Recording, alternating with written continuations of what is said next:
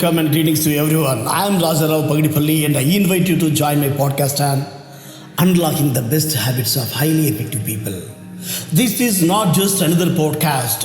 This is a mirror for self-discovery, a map for personal change, and a spark to ignite your inner fire. Together, we will walk through powerful ideas, compelling stories, and timeless lessons that can reshape not only what you do, but whom you become. So, take a deep breath, settle in, and let's begin the journey to becoming the best version of ourselves. Think about it for a moment. When we look at people, we admire great leaders, visionary entrepreneurs, extraordinary artists, or even that friend who always seems grounded and fulfilled.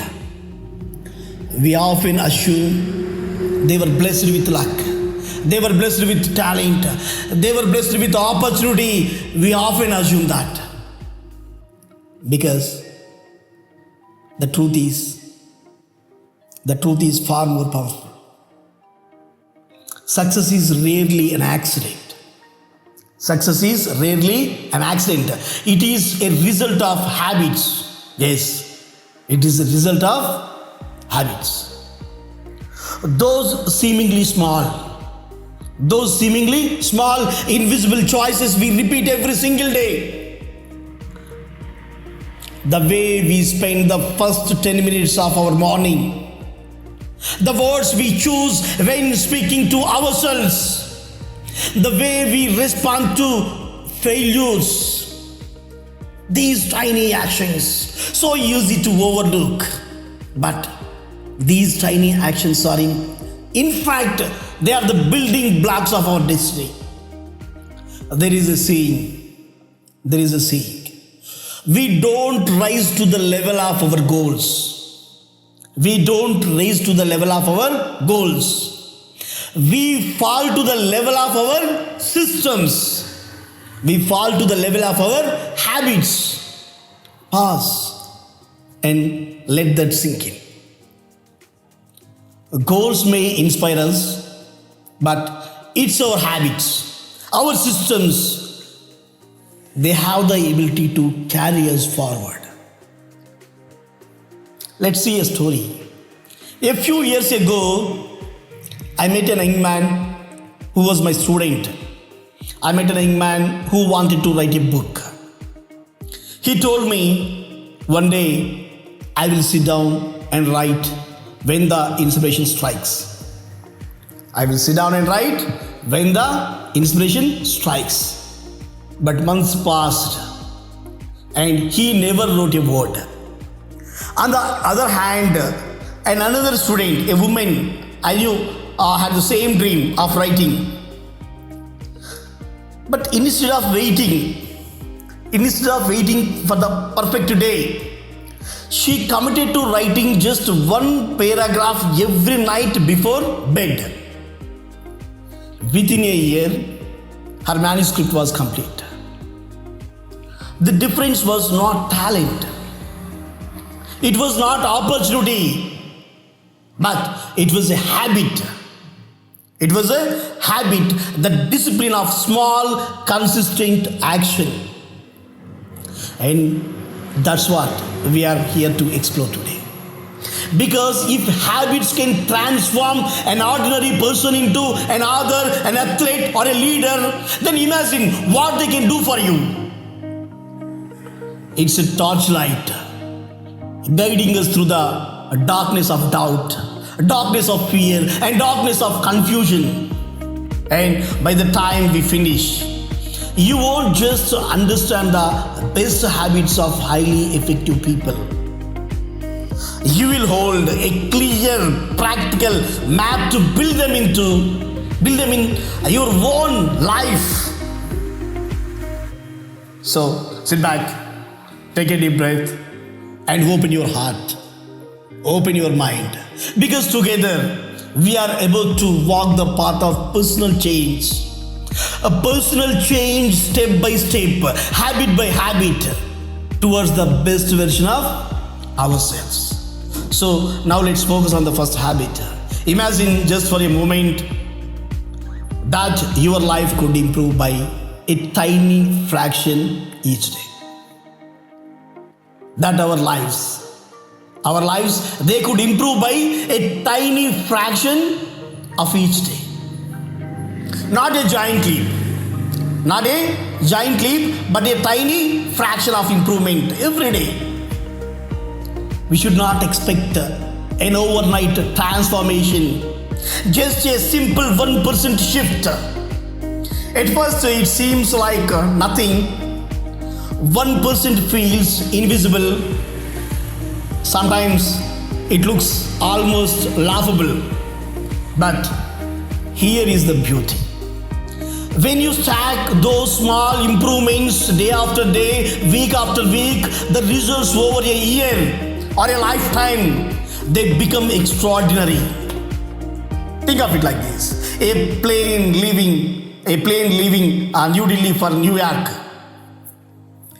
If the pilot shifts the nose of the plane by just a few degrees, so small you wouldn't even notice. If the nose of the plane shifts by just a few degrees, it won't land in New York at all. It will end up landing in Washington or maybe even Boston. That's a tiny shift multiplied over thousands of miles. That tiny shift changes the destination entirely. That's exactly how small habits shape our lives. So often we imagine success as something dramatic: running a marathon, writing a best-selling book, building a business empire. But the truth is, those achievements are just the visible tip of the iceberg. Beneath the surface lies something quieter but far more powerful. Consistent, simple actions repeated every single day.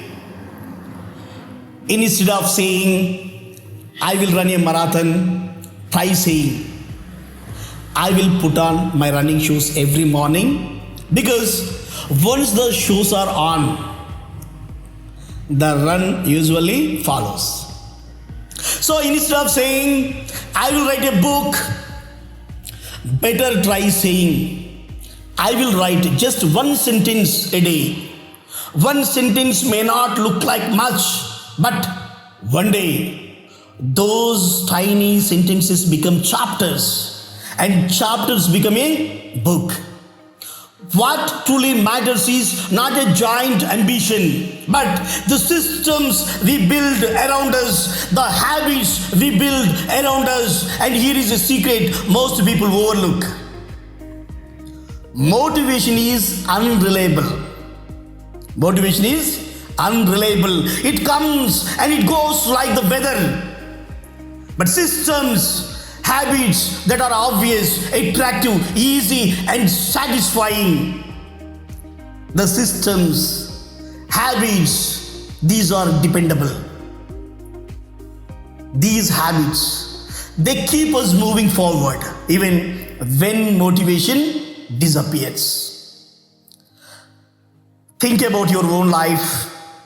What's one small habit you could design right now that would ripple into a completely different future? Maybe it's drinking a glass of water every morning to start your day with energy. Maybe it's journaling. One line before bed to clear your mind. Maybe it's making your bed, not because it's important in itself, but because it tells your own brain. Today I am someone who finishes what I start. When we change our habits, we don't just change what we do, we change who we are. If you keep telling yourself, I am trying to quit smoking, you are clinging to the identity of a smoker. But when you say, I am not a smoker, you have already begun living that truth. So the real lesson is this: don't chase motivation, design systems, design habits. Don't wait for the lightning of inspiration to strike. Instead, build a daily rituals. But instead, build a daily rituals so small, so natural that success becomes unavoidable. Because your future is not decided by one big moment.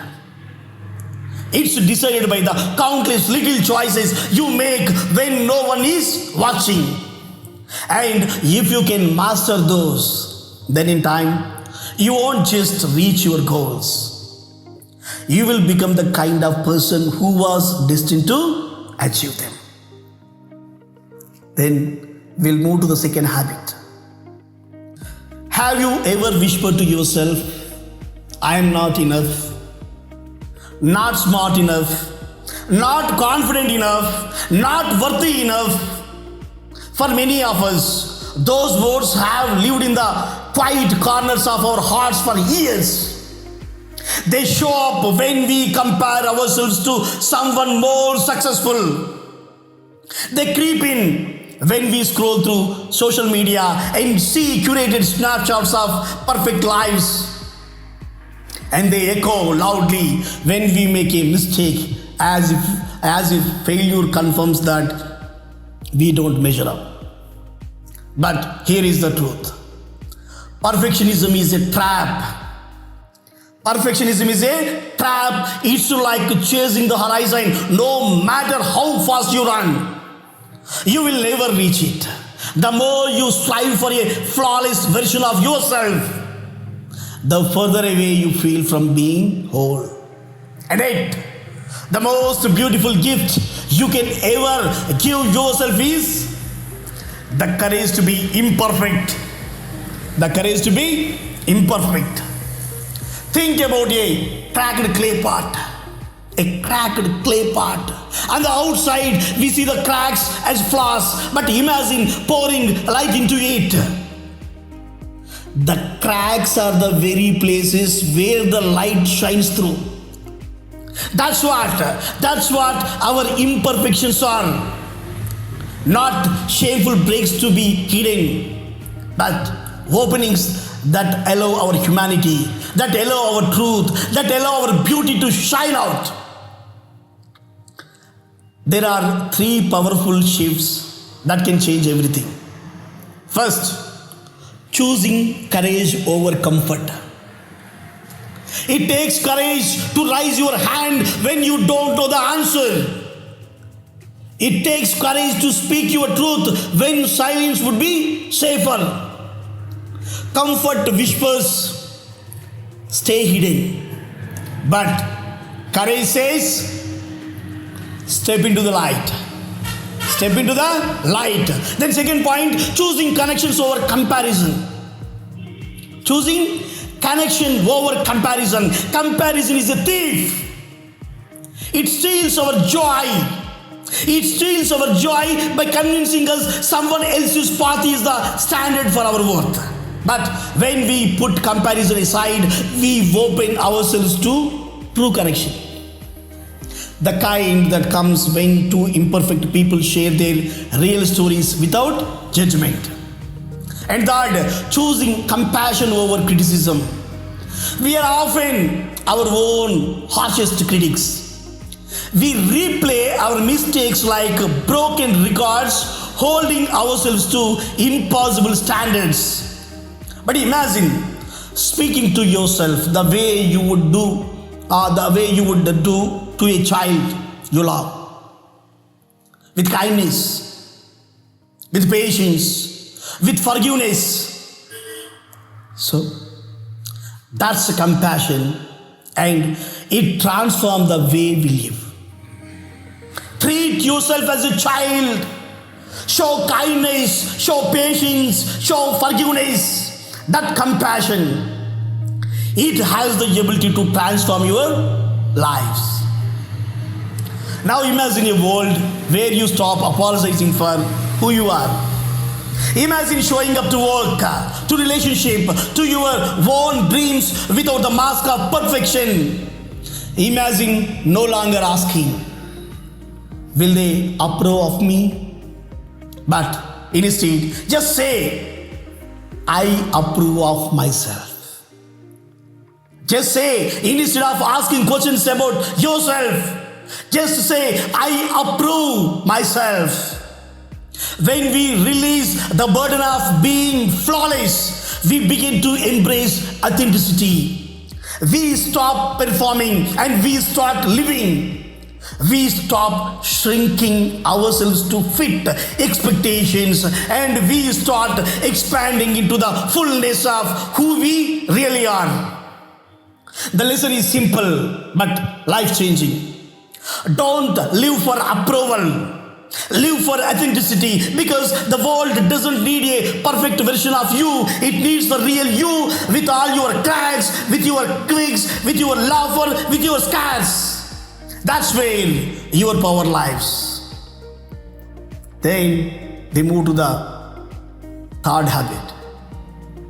Why is it that some people stumble? Why is it that some people fall? Why is it that some people rise stronger while others stumble once and never try again? Why do some see failures as dead end? Why do you see failure as a dead end? Why do we see failure as a dead end while others see it as a stepping stone to their success?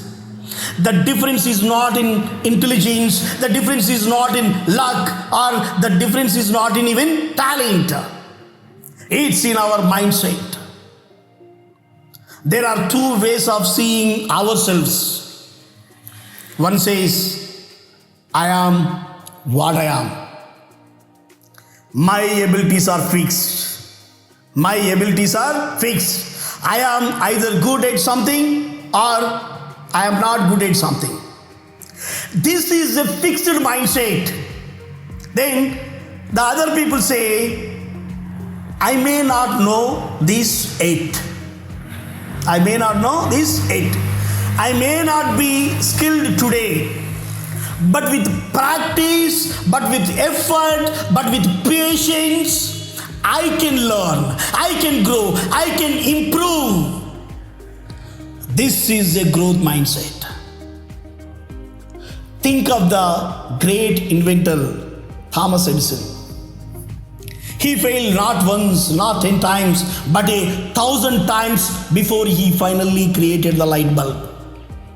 When asked how he endured, Thomas Alva Edison, he replied, I have not failed. I have just found 1,000 ways that won't work. Imagine that. What others saw as a failure, he saw it as a feedback. Just see the Michael Jordan, one of the greatest basketball players of all time. People remember the championship, the game-winning shots, the glory. But Michael Jordan himself once admitted, I have missed more than 9,000 shots in my career. I have lost almost 300 games. 26 times I have been trusted to take the game-winning shot, but I missed. I have failed over and over again in my life. And that is why I succeed.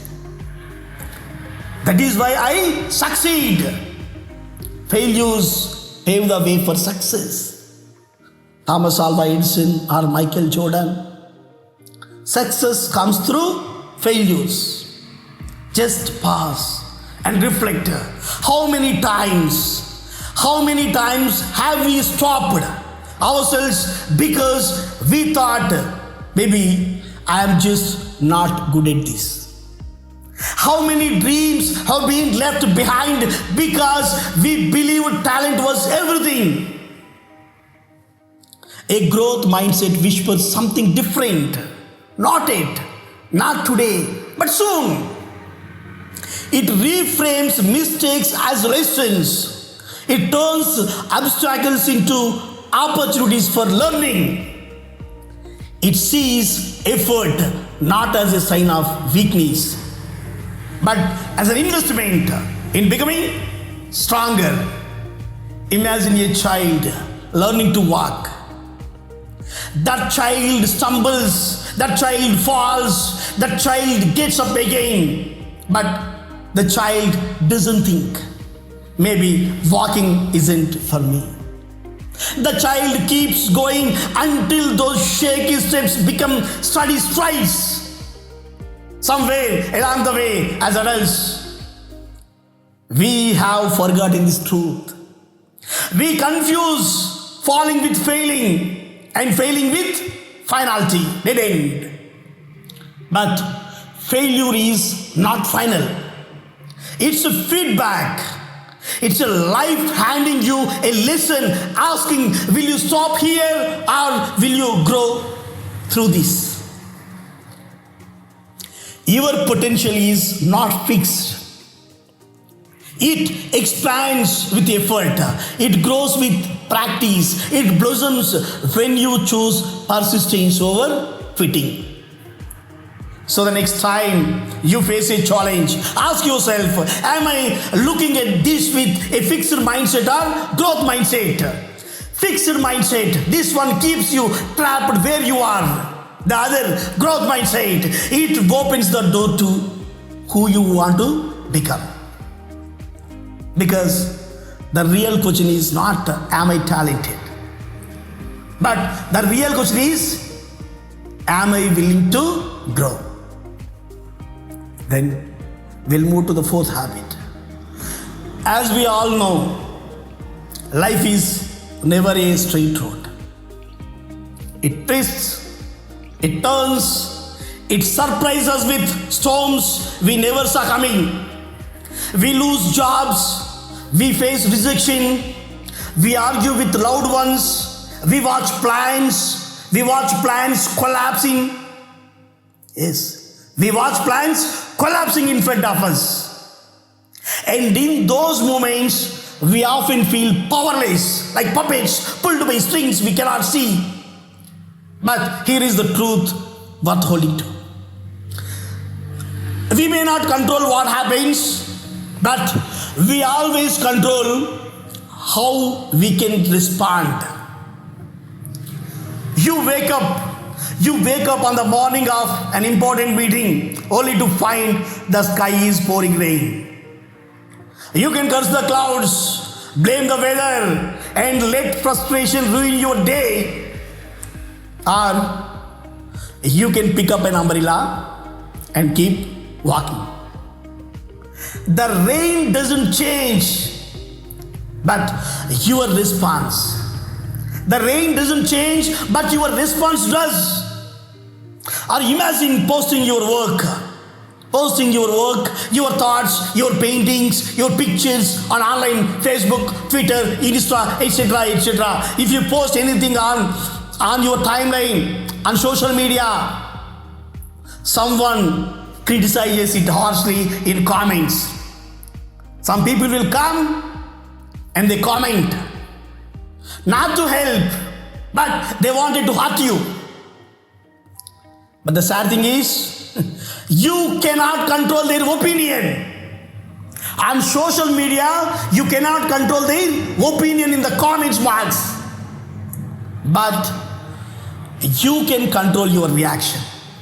You can choose to grow from constructive feedback, or you can choose to remain unshaken by empty noise.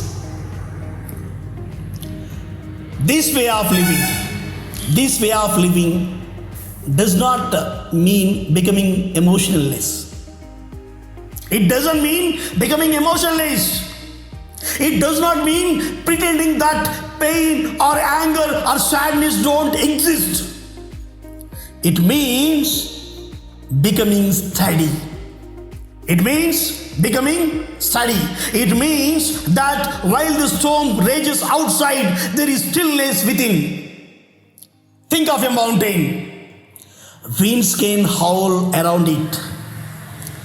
Rains can lash against its surface. Yet, the mountain stands firm. That is the power. That is the power of inner discipline. That is what it means to remain unshaken. A friend of mine once lost his job overnight due to sudden downsizing during the COVID-19 pandemic. He could have drowned in anger and despair, and for a few days he did.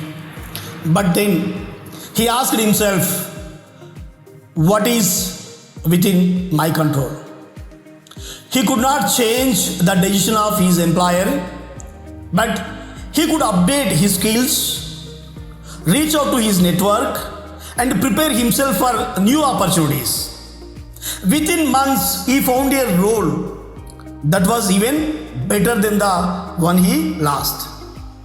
His calm response, not panic, his calm response became the turning point. There is a phrase that captures this way of living. Control what you can, but accept what you cannot. When you begin to live this way, you reclaim your power. Because the secret is, true power is not in controlling the outside world. It is in mastering the inside world. Peace is power.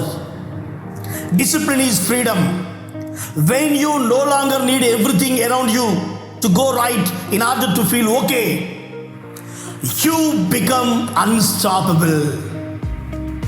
So the next time life tests you, pause. If life tests you, just you pause. Ask yourself, is this within my control? If yes, act with strength. If not, let it go with grace. That's not weakness, it is a wisdom.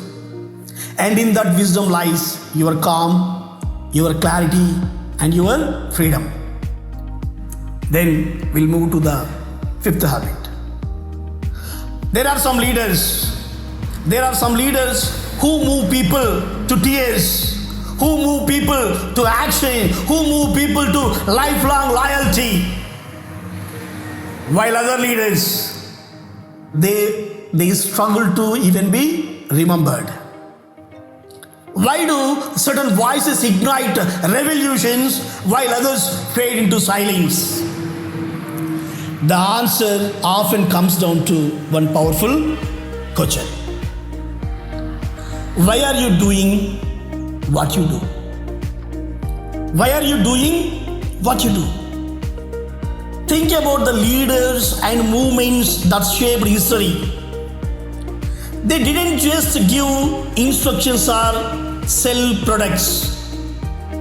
They lit a fire. They lit a fire inside people. They spoke to something deeper than reason. They spoke to purpose. They spoke to purpose. People don't just follow what you do.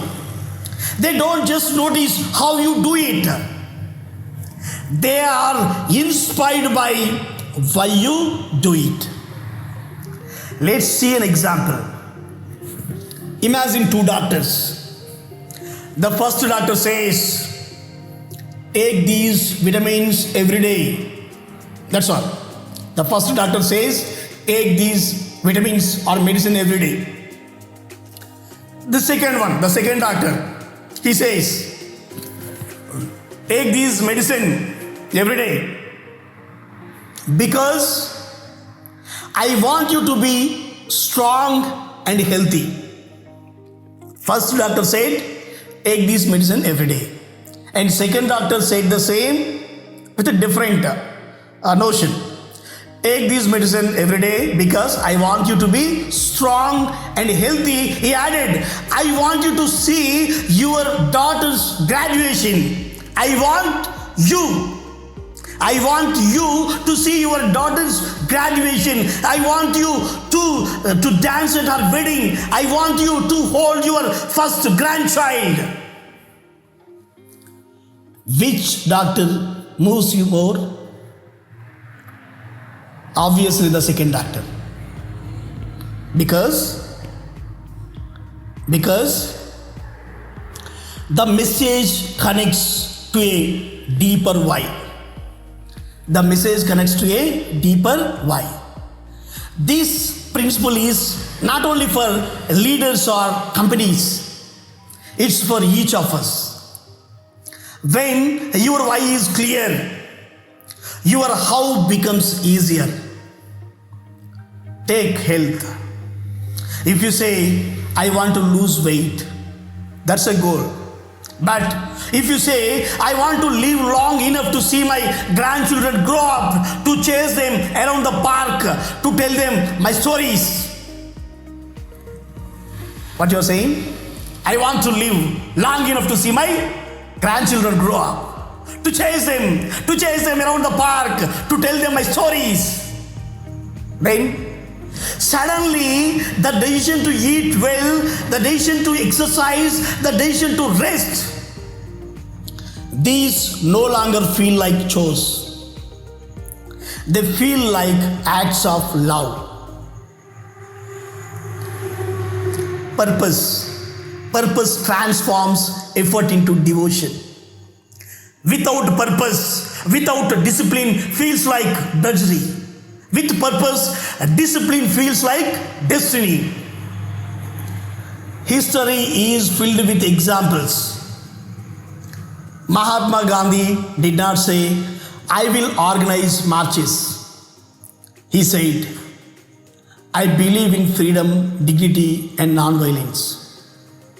And because his why, Mahatma Gandhi's why, it was so clear. I will organize marches. He did not say that. I will organize marches. But what he said? I believe in freedom. I believe in dignity. I believe in non-violence. Because of his why was so clear, millions of people walked his side. In business, companies that thrive for generations, they are not the ones selling just a product, but they are selling a vision. They are selling a vision, something people want to belong to. But let's bring this closer to home. Ask yourself, why do you wake up every morning? Why do you work? Why do you study? Why do you create? Or why do you care for others? Is it just survival or is it something greater? When your why is strong enough, obstacles automatically they shrink. When our why is strong enough, our barriers, our obstacles, they automatically they shrink. We no longer ask, how will I do this? Instead, you remind yourself. We remind ourselves. Why must I do this? And the how it reveals itself. So, pause for a moment and reflect. What is your why? What is your I? When you answer what is your why, not the surface answer, but the one that lights you up inside. Find it. Which one lights you up inside? Find it, nurture it, live by it. Because the truth is, when you find your why, you will find your way. And once you live from that place of purpose, not only will your own life transform, not only your own life, but also you will inspire the others to raise with you. Then, sixth one, we often believe that the greatest obstacles in life are the ones standing in front of us. The tough boss, the lack of money, the failed opportunities, the unsupportive wife, the unsupportive husband, the unsupportive environment. But the truth is, the steepest mountain we will ever face is not out there. It is in here. It is inside us. It is the mountain built of fears. Mountain built of fears. Mountain built of our doubts. Mountain built of our excuses. Mountain built of our patterns of self-sabotaging. Think about it. How many times have you talked to yourself out of something before the world even had a chance to test you? You wanted to speak up, but a voice inside whispered, "Don't. What if they laugh at you?" You wanted to start a project, but another voice warned, "You will probably fail. No enemy outside could defeat you because you had already defeated yourself inside." That's what makes the inner mountain so dangerous and so powerful. But here is the good news. Every fear, every doubt, every destructive habit is not there to destroy you. It is there to teach you a lesson. Fear is not the enemy.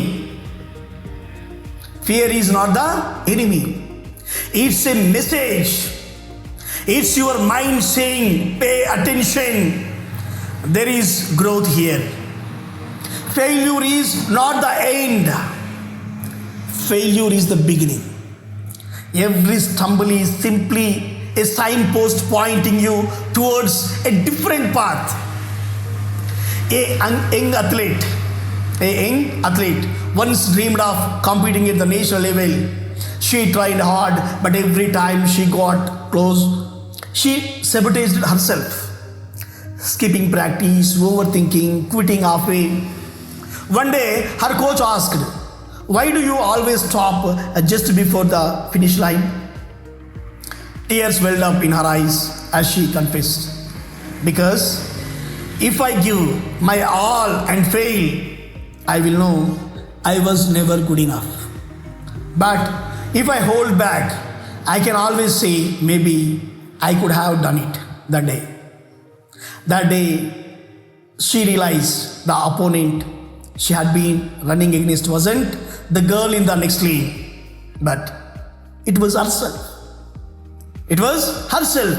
And once she conquered that, she started winning races. Not because others were weaker, but because she was finally stronger inside. This is the climb. This is the climb each of us must make. The mountain within is steep. It demands honesty. It demands courage. But once you climb it, once you learn to master yourself, the mountains outside, they seem smaller. So whenever you feel resistance, whenever you hear that inner voice of doubt, don't see it as a wall blocking your path. See it as a mountain inviting to climb. Because the truth is simple. Conquer yourself and you conquer the world. Then seventh one. Creativity. Creativity is often misunderstood. We tend to think it belongs only to artists, directors, or writers. But the truth is, creativity belongs to every single one of us. It is not confined to a canvas or a stage. It lives in how we solve problems, how we express ourselves, and how we dream of something better. Every child paints, every child sings, every child dances, and every child imagines without fear. A child does not stop to wonder, will this drawing win an award, or will people laugh at my song? They create simply because it brings them joy. Yet, somewhere along the way, as we grow older, fear walks in. Fear walks in. Fear of judgment, fear of failure, fear of not being good enough. And that fear, it silences our creativity before it even has the chance to breathe.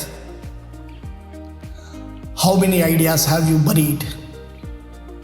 How many ideas have you buried in the back of your mind? That book you wanted to write, that business you dreamed of starting, that song you wanted to record. How many dreams have we let to die? Not because they weren't good enough, but because we were too afraid to let them live.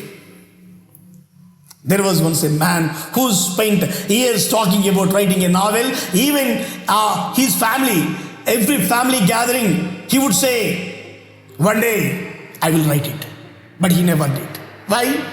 Because he was terrified. He was terrified it wouldn't be perfect. Decades later, he finally admitted, I never wrote my book because I couldn't stand the thought of failing at one thing I loved most. His dream was not taken away by critics or rejection. It was stolen by perfectionism. The secret to creativity is not about being flawless. It is about being fearless enough to try. Done is better than perfect. A messy first draft is better than a perfect idea that never leaves your mind. A shaky performance is better than a song never sung. Because once you create, you give your dreams a chance to breathe. And who knows whose heart they might touch. The world doesn't need your perfection. It needs your authenticity. It needs your boldness. It needs the spark only you can bring. So, I ask you, what's the one idea living quietly inside you? That small voice whispering, what if? Don't silence it. Nurture it. Share it. Be brave enough to create and bold enough to share. Because creativity is not about changing the whole world. It's about changing your world one brave act at a time. And finally, 8th point. We live in a world that constantly tests us. A world that sometimes tries to shrink us, to silence us, to fit us into boxes that were never meant for us. And yet, the most powerful thing we can do is refuse to just survive. We are not here to merely get through life. We are here to rise. We are here to shine. We are here to slay. Confidence. What we want is confidence. It is not about being the loudest voice in the room. It is not about being the loudest voice in the room. It's about owning your space even in silence. It's about walking into a meeting, a classroom, or even your own home with the quiet strength that says, I belong here. A young woman once told me how for years she would make herself smaller. Literally, she would hunch her shoulders. She sits at the edge of rooms and soften her opinions so she wouldn't be too much. But one day, she realized something powerful. Shrinking herself didn't make others more comfortable. It only made her invisible. From that day on, she decided to stand tall, speak her truth, and take up the space she deserved. And slowly, the world began to notice her. Not because she changed who she was, but because she finally allowed her to see herself. That's what resilience looks like. It's not pretending you are never hurt. It's not pretending you are never hurt. Allow yourself to be seen. Allow yourself to be seen. Don't pretend that you are not hurt or you are never hurt. It's not acting like life is always easy. It's standing strong in spite of the storms and still choosing to move forward.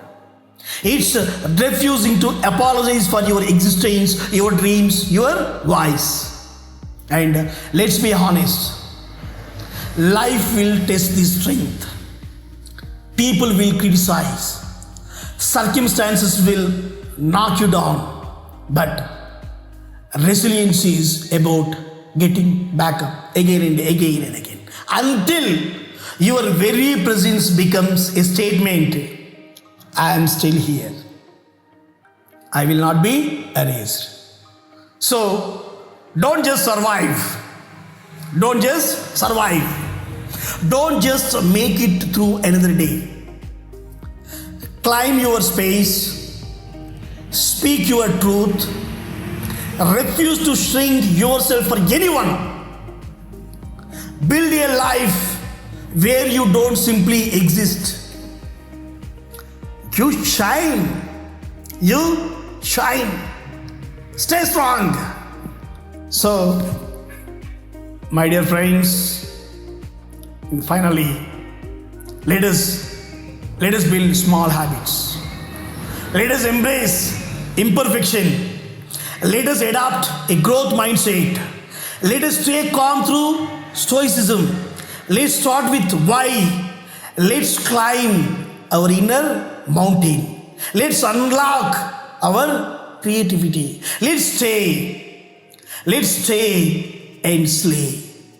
Remember, success is not built in a day. It is built daily. Your habits, they shape your future. Your mindset that shapes your destiny, and your courage that shapes your story. So today let's make a choice. Let's start small. Let's be authentic. Let's keep growing. Let's stay calm. Let's live with purpose. Let's conquer ourselves. Let's create fearlessly. Let's live with confidence. As we bring this session to close, I want you to carry one thought with you. Transformation doesn't happen in a single moment. It happens in the small steps you take every day. Each habit, each choice, each act of courage adds up to the life you dream of. Remember, you are capable, you are resilient, and you are worthy of the life you imagine. My dear friends, I am RajaRao Pagidipalli, and it has been my honor to walk this path with you today. Until we meet again, stay strong, stay inspired, and never stop growing. Thank you so much.